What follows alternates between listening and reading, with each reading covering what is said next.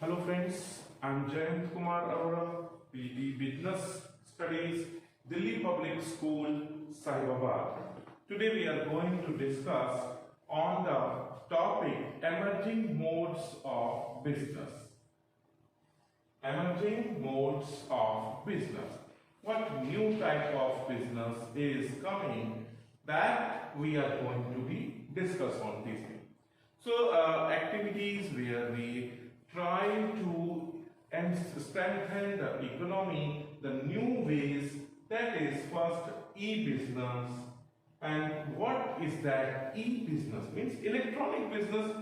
We need now to Paytm to transact money computer to computer, give some orders, receive the orders and give receipts and other confirmations. This all includes in that.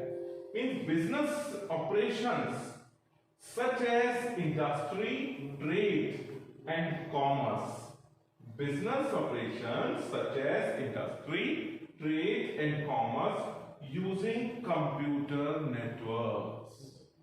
Using computer networks are called e-business. So e-business is what? Business operations such as industry, trade and commerce using computer networks are called e-business.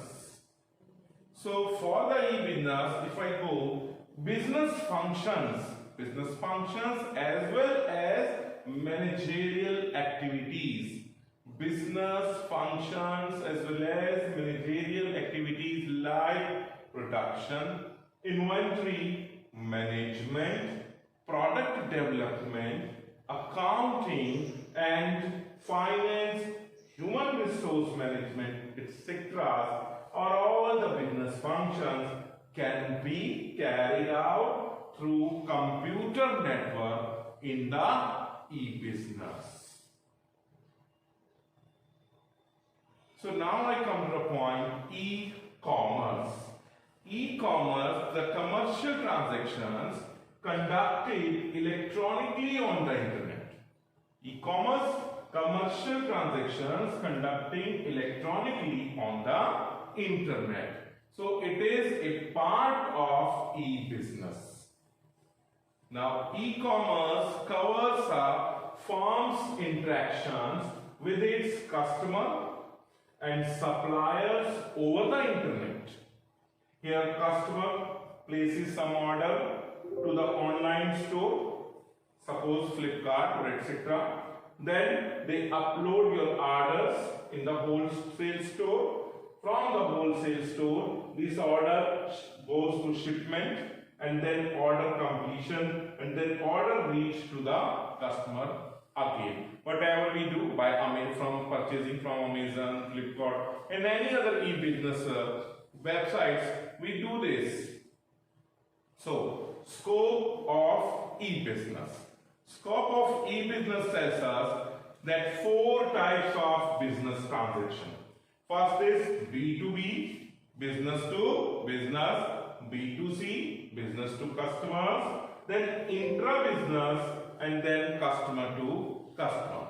Here we go first for the business to business, B2B commerce. In this case the commercial transaction, B2B commerce, in this case the commercial transactions take place between different business organizations.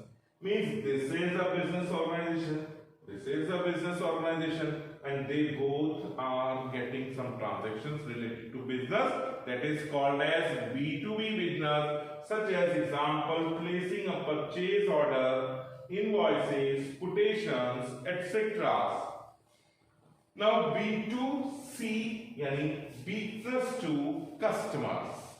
Business to customer says it means the transactions between the business and between the customers. Here it includes selling of goods, call center, ATM facility, etc. The good examples. So now intra-B, that is within the business. What is within the business? Here the transactions take place within the firm. Within the firm, like HR and payroll, like sales and marketing, like operations and production, like the accounting and transactions, like admin department, IT department, also the customer services department. This is called as intra-business. That includes the use of computer networks. That includes the use of computer networks in marketing, finance, production, purchase, human resource, research and development, and departments, etc. So I reach now to intra-B-commerce. It is also includes interaction of business with its employees. That is called as B2E, like salary, payment, seeking some suggestions from the employees, etc. So it is called as B2E. Now C to C, customer to customer. In customer to customer, it is best suited for dealing in goods for which has no established markets. Here what happens, like the Flipkart is there, we are getting something, and they also having a connection with the home shop, eBay, OLED, these all things. So ebay.com, OLX.com, Amazon.com, Flipkart, etc. allows persons to globally search for the potential buyers. Allows persons to globally search for the potential buyers. So differences between traditional and e-business. Differences between traditional and e-business. Traditional versus e-business. Just listen. It is very difficult type of the business. E-business, it is very simple type of the business. Here traditional versus e-business, if we come to a point. Now, in traditional business, physical presence is must. But in the e-business, physical presence is not must. It is not required, right? Traditional business, location should be there. But in e-business, no location, not important. In traditional business, cost of the setting up is high. It is needed. But in the e-business, very low cost. Traditional business, operating cost is also high, and in e-business, operating cost is low. Then traditional versus e-business. Again, now in traditional business, contact with supplier and customers. Contact with suppliers and customers indirect through the intermediaries. But in e-business, it is a direct contact.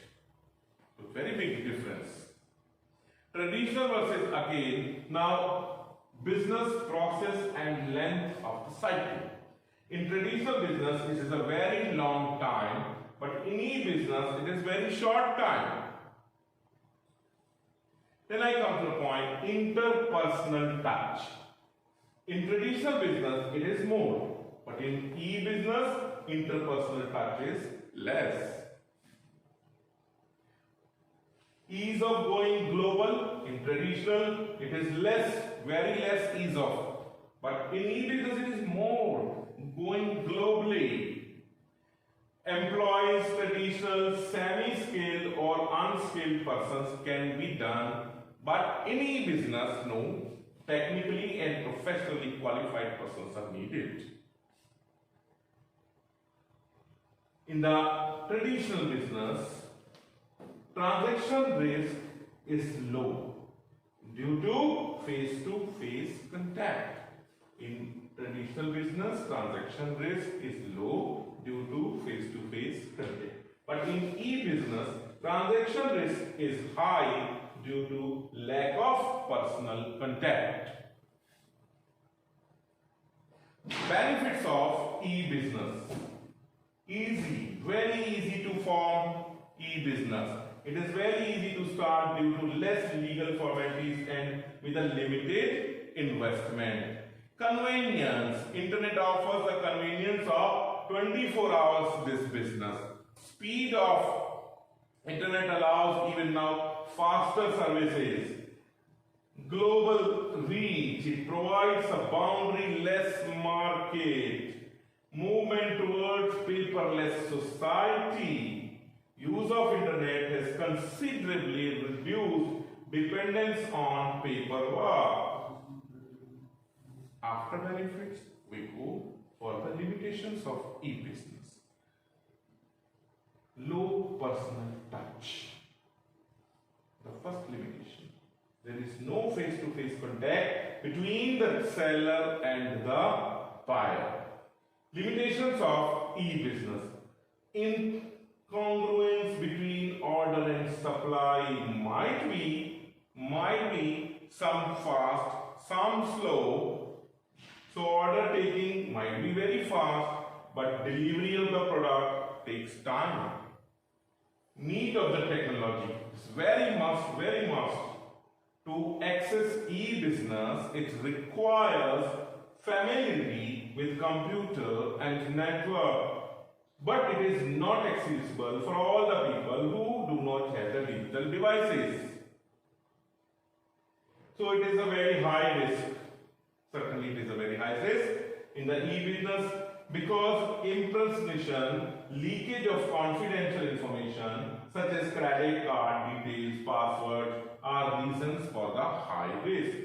Limitations of the e-business. People resistance.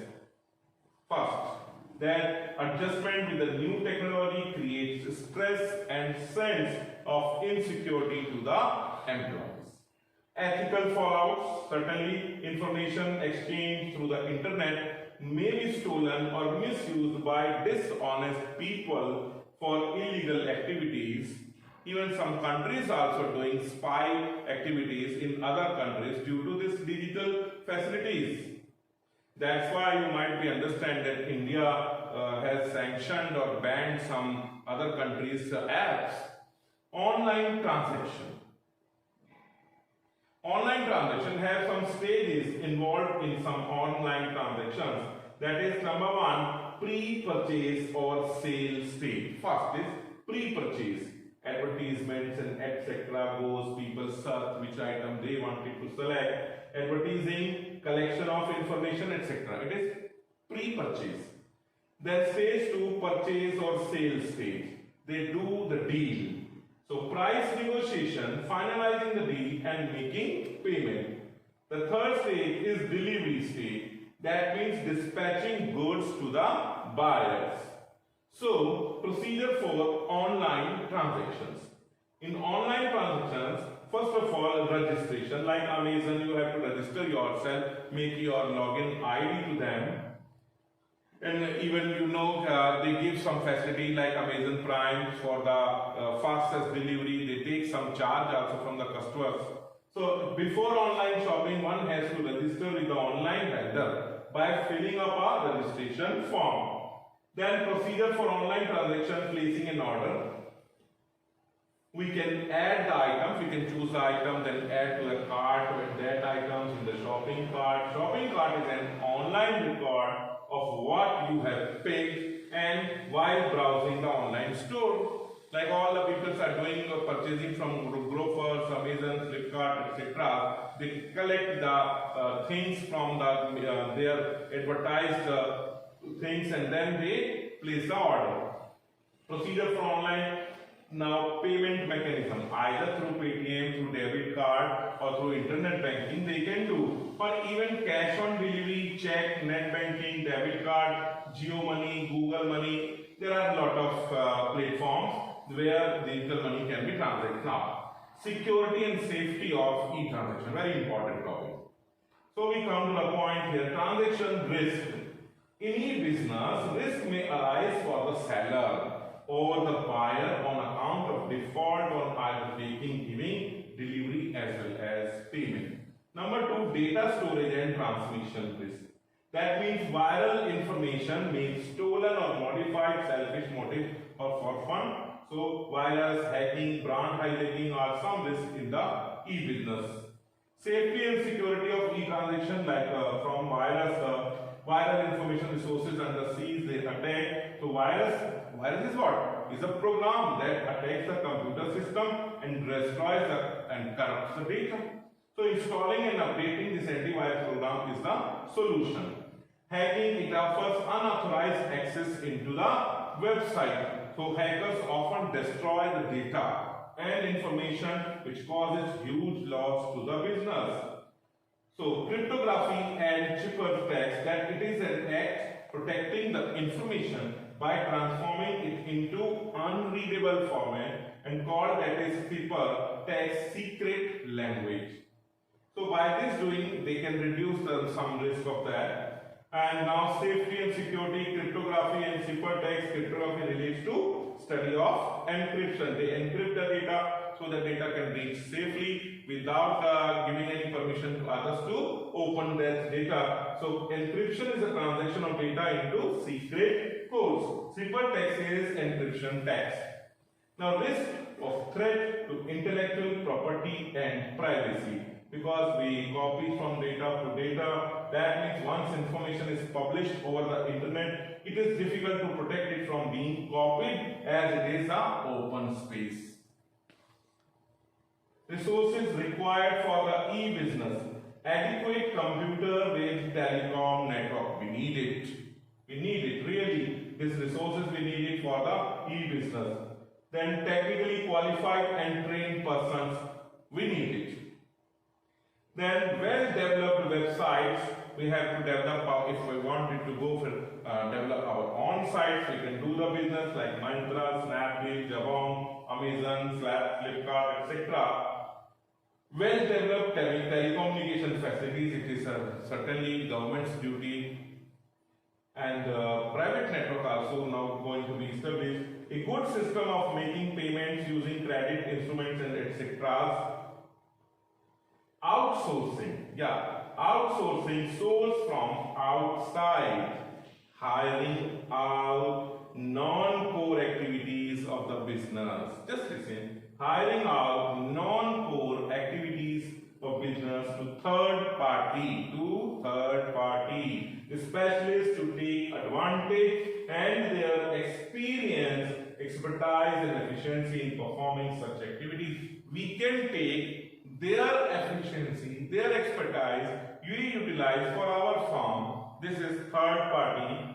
Outsourcing, this is popularly nowadays known as BPO, business process outsourcing. Idea behind this concept is that if business can concentrate in its core areas and leaving other activities as BPOs. Yes, children, in the schools we see the sweeping activities or security activities done by some third party so that the school's functioning goes smooth for academically. So this is a better example you can see in your coming areas. So business outsourcing process examples, canteen in the school, company, hospitals, etc. You see that transportation of raw materials in a factory. They can hire some particular company who can do this business, their transportation. Then selection of employees to a recruitment agencies, that also done by the third party. Features of outsourcing, that means contracting out. We have to make a contract that this is your work you have to do, perform for our business. Non-core activities can be contracted out to outside agencies. Features of outsourcing, non-core activities are outsourced. First, non-core. An organization should be identify its core activity. Firstly, organization identifies its core activities, then non-core activities. Generally, non-core activities are entrusted to BPOs on contractual basis. Features, outsourcing through captive unit or through third unit. Yes, a captive unit is a part of the BPO where organization uses wholly owned subsidiary instead of a third party. पहले से they have a captive institution that will do for that organization only, and the cost and the use of resources of offshore. And like General Electric, say company, US started their own subsidiary company in India for providing some certain services. that are parent companies, an example of captive units. You all know that GE has collaborated in India with the Godrej company. Feature of outsourcing, the third party, here the process may be outsourced. Process may be outsourced to third party service provider and who operates independently in the business. So benefits of outsourcing is focusing attention, certainly, quest for excellence, certainly, and cost reduction is a benefit of outsourcing. We can get growth through alliance, that is also benefit, and hence economic development. And then concerns over the outsourcing confidentiality, that is very much necessary. Sweet shopping, and then ethical concern, that should be there. Resentment in the home countries. So I hope my students that you can understood well by these PPTs and etc. this chapter. Thank you, students.